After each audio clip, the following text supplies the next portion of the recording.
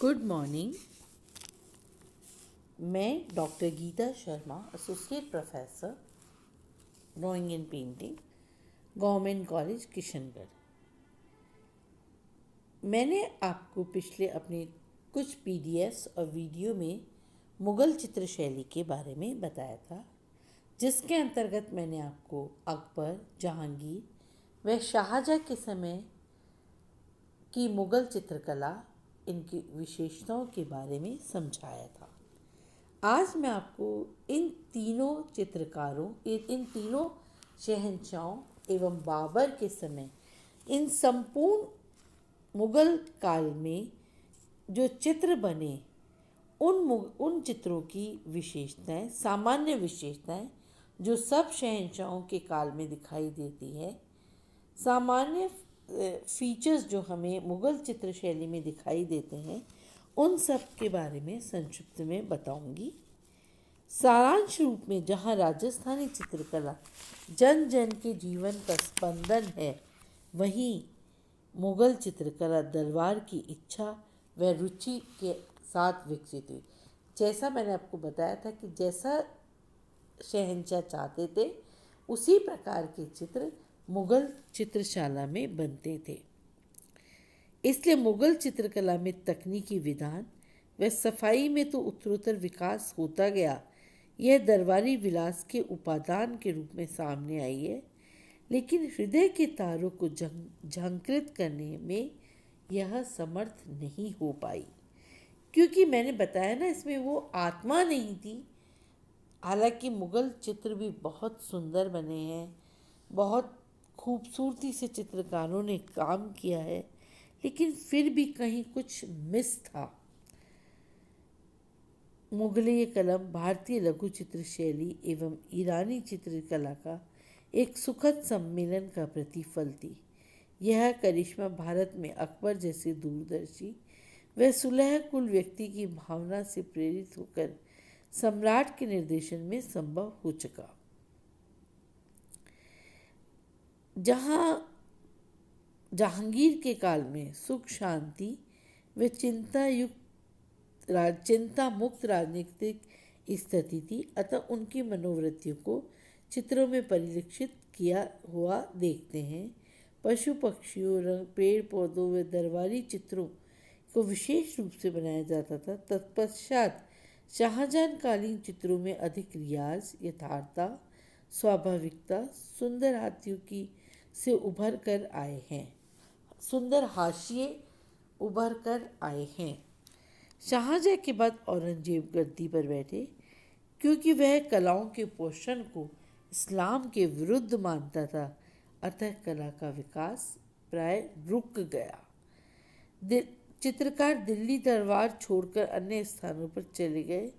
अंतिम मुगल बादशाह ने अपनी शराबी आंखों में हरम लीलाओं की तो बैठाया, लेकिन अकबर व जहांगीर के समान पौथिखाने में बैठकर मुगल चित्र पर टिप्पणियाँ नहीं लिखी। शराब के प्याले और रुंझुन को सजोया गया, लेकिन रंगों की दावत व कलम का शौक समाप्त हो गया। संक्षेप में हमारे पास जो शेष है, उससे यह प्रमाणित होता है कि मुगल चित्रकला का उदय सम्राटों के साथ हुआ और उनके अवसान के साथ वह लुप्त हो गई। मुगल चित्र की विशेषताएं।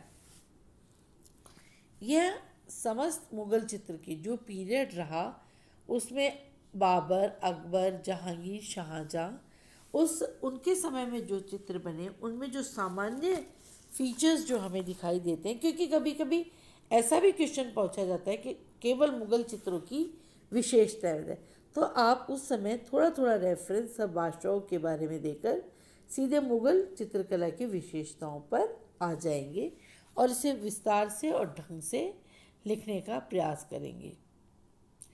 मुगल चित्रों की सामान्य विशेषताएं। मुगल चित्रों का विषय दरबारी शान शौकत, बादशाहों की रुचियाँ, छवि आदि बन रहा है। धार्मिक चित्रण, नायक नायिका, भेद, राग रागिनी व जन जीवन के विषयों को प्राय मुगल चित्रकला में स्थान नहीं मिला है।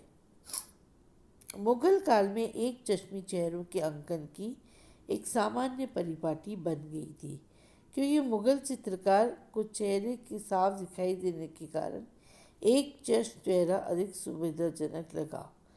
चित्रित मानवाकृतियों की वेशभूषा सम्राटों के पहनावे के मुताबिक बनाई गई। जैसे जामा लंबा किलादार होता गया, वह चित्रों में उसी रूप में प्रकट हुआ है। पगड़ियों का अंकन भी